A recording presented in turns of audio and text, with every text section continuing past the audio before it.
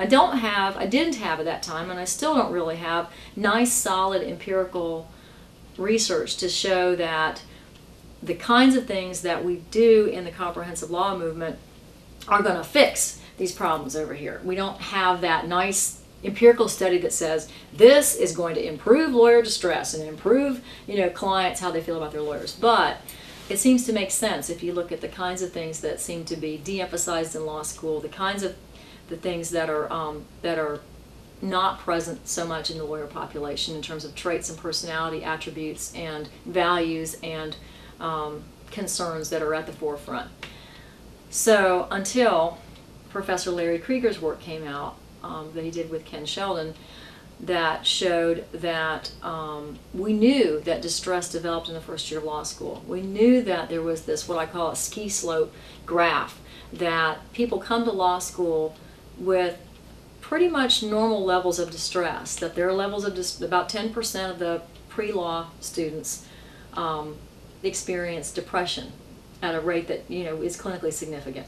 Then it goes to about 30% in the first year and goes on from there. It goes back down after graduation, as you might expect, but it never returns to pre-law school levels. So it ranges at about 17–18% throughout 0 to 78 years of practice for the rest of the time, and that's a very consistent finding over lots of different studies. So I found the person that did this study, Dr. Andy Benjamin, along with a lot of other folks, Dr. Sales and Dr. Beck, and I actually talked to all of them and said, what do you think about these studies? I mean, these are fascinating. What do you think, explains this? And they said, I said, do you really think that people come to law school, completely without any of these pre-existing problems, and that law school creates all the problems? And they said, well, we don't really know. I mean, it doesn't really seem to make sense, but that's kind of what the data shows. So what Professor Krieger did is really hunt that up and say, what is going on in law school? What happens that people become so inordinately depressed and they don't return, the levels don't return to pre-law school levels after that? And he was able to find that there's a shift in values. And it's that shift in values, if indeed the shift in values that occurs even as early as that first year of law school. And we had some good empirical research about what changes in law school, but it wasn't really clear. And people had looked at, they knew that things happened in law school. They knew something happened to people when they went to law school, but they didn't know what exactly changed. And you could show that certain attitudes changed, but certain attitudes didn't change, and then some things were sort of consistent with graduate research, graduate education in general. So, it just the data wasn't really nice and solid until Professor Krieger's stuff came out.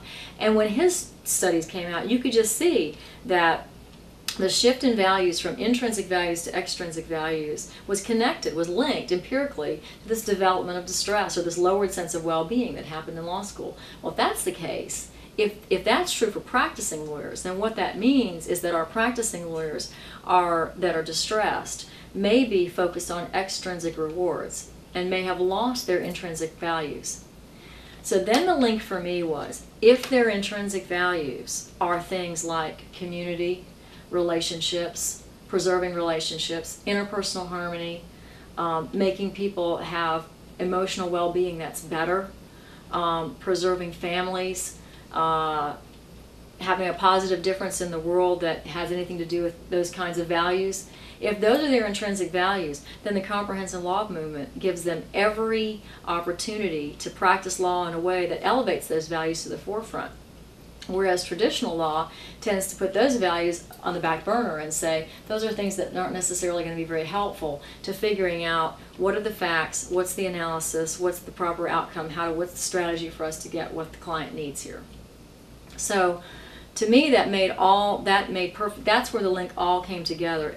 If we have distress, and we know we have distress because you can see the research to show the distress among lawyers and among law students, and if that distress, if the law student studies can be extrapolated to the legal profession, if that distress is linked to a loss in intrinsic values, then we have to help lawyers find their intrinsic values again, that they've lost in law school or that were beat out of them or whatever happened in law school that they lost.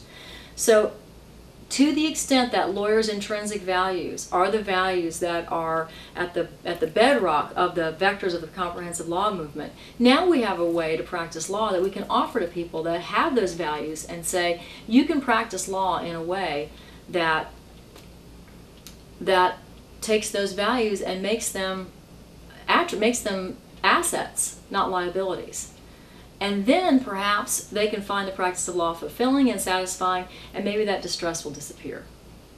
So it's a long, lengthy explanation, but that's how it all comes together for me, and that's how it all makes sense. And the various empirical studies, what I love about it is that the various empirical studies are the little linchpins here that hang it all together, because it's not just commentary. I mean, you know, it would be nice if we had more empirical data, and a plea could go out for more people to do studies, empirical studies, to investigate these things and make sure that we're really correct about all these different ideas. But that's what I like about it, is that it's not just ideas and commentary, because we've had that for 50 to 100 years about the legal profession, about what needs to change. But if we can actually look at it and say, this is linked to this, and if we change this, we can affect this and have a positive effect on clients, on society, and on lawyers, we've really done something.